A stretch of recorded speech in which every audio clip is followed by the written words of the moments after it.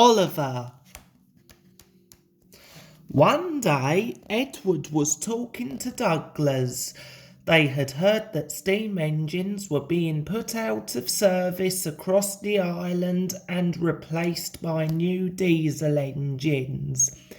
"They're being turned into scrap," said Edward quietly. "Don't mention that word," Douglas gasped. "It makes my wheels wobble." "I agree," replied Edward, "but the Fat Controller says he will make sure there are always steam engines on his railway." "I'm glad we work for the Fat Controller," smiled Douglas. That night, Douglas was still working. He had taken the midnight goods train to a station at a faraway part of the island where only the diesels worked. He was just shunting, ready for his return journey, when he heard a faint hiss. "That sounds like a steam engine," he thought in surprise. The hiss came again. "Who's there?" asked Douglas. "I'm Oliver," whispered a voice. "Are you one of the Fat Controller's engines?" "Aye, and proud of it," replied Douglas. "Thank goodness," said the voice in the darkness. Douglas could just make out a little western engine. "This is my coach, Isabel, and brake van Toad," said the engine. "We've run out of coal, and I have no more steam." "But what are you doing here?" asked Douglas. "Escaping from the scrapyard," replied Oliver, trembling. Douglas shivered. "I'll be glad to help you," he said. "We'll make it float as though you're ready for scrap and I'm taking you away." The driver and fireman agreed to help too. Everyone worked fast. They took off Oliver's side rods, wrote out transit labels saying that he belonged to the Fat Controller, and chalked "scrap" all over him. "No time for me to turn around," panted Douglas. "I will have to run backwards."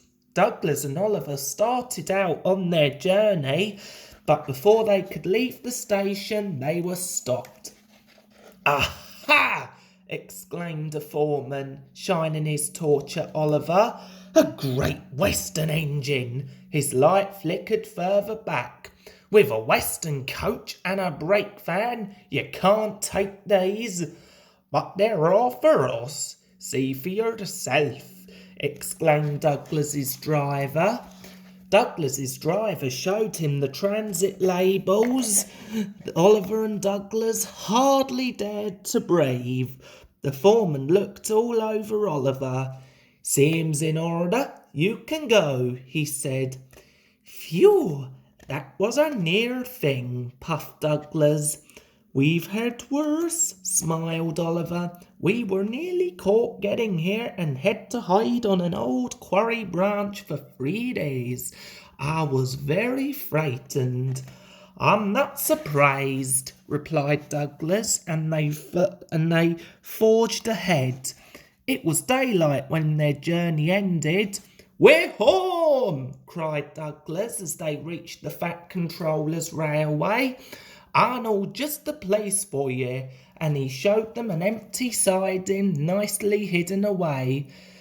"Goodbye and thank you," whispered Oliver. "I was happy to help," smiled Douglas, and he puffed away.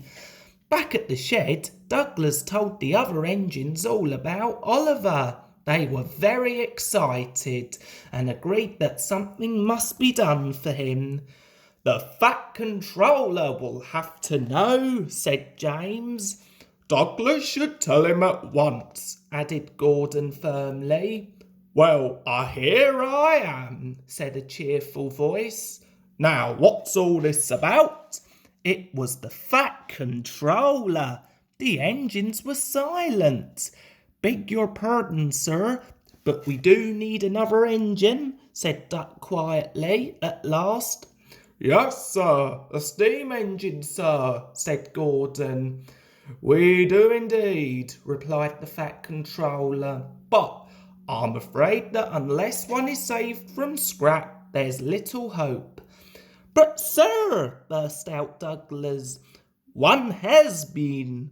"Who told you that, Douglas?" asked the Fat Controller. The engines looked nervously at each other. "Sir, I saved him," muttered Douglas. "You saved a steam engine?" exclaimed the Fat Controller. "I want to hear everything." So Douglas told him all about he had rescued Oliver, Isabel and Toad from the scrapyard. When he had finished, the Fat Controller smiled.